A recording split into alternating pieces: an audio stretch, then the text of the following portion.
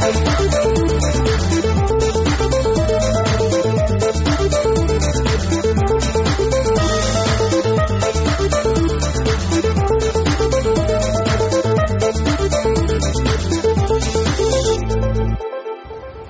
and welcome to the Finance Quarter. I'm Andrew Robertson. On the program today, how a shareholder agreement can stop that small business dream turning into a nightmare, and will the reforms to the financial planning industry make us better off? Even the industry itself is divided. But first today, self-managed superannuation. It's the fastest growing sector of an industry that's now worth well over $1 trillion. Self-managed super is now a big industry in its own right, accounting for over a third of that huge pile of money. It's now so large that many experts worry that any serious hiccup with self-managed super could be a threat to the whole economy. As leaders of the superannuation industry gathered in Sydney, the man who conducted the government's review of their sector was there to listen. But the Association of Superannuation Funds of Australia is concerned that the Cooper Review's focus was primarily on the large regulated funds and not self-managed super.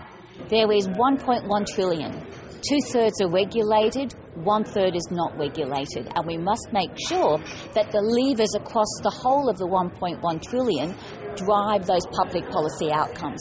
Self-managed superannuation is now the biggest segment of the super industry. There are nearly 500,000 funds with a total balance of just under $400 billion. Pauline Varmos says because of its size, the risks involved with self-managed super now have implications for the whole economy.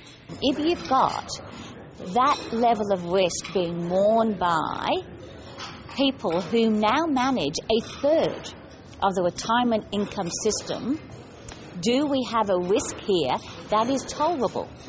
The risks around self-managed super have been highlighted again in the collapse of Trio Capital, where there are now calls for a compensation fund to be established along the lines of the one already in existence for big regulated funds.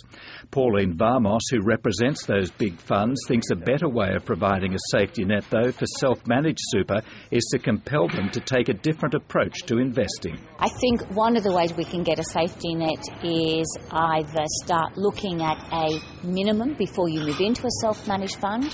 Another way is to look at mandatory diversification, and it might be 2, 3 or 4.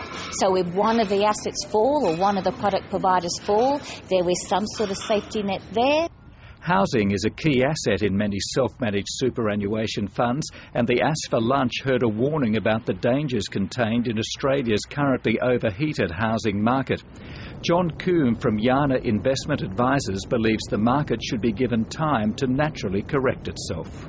If we muck around with it, or if policymakers muck around in the market, we could cause a big problem for our banking sector and therefore our economy. We are very fortunate that we haven't pricked that bubble to any extent and caused problems within the domestic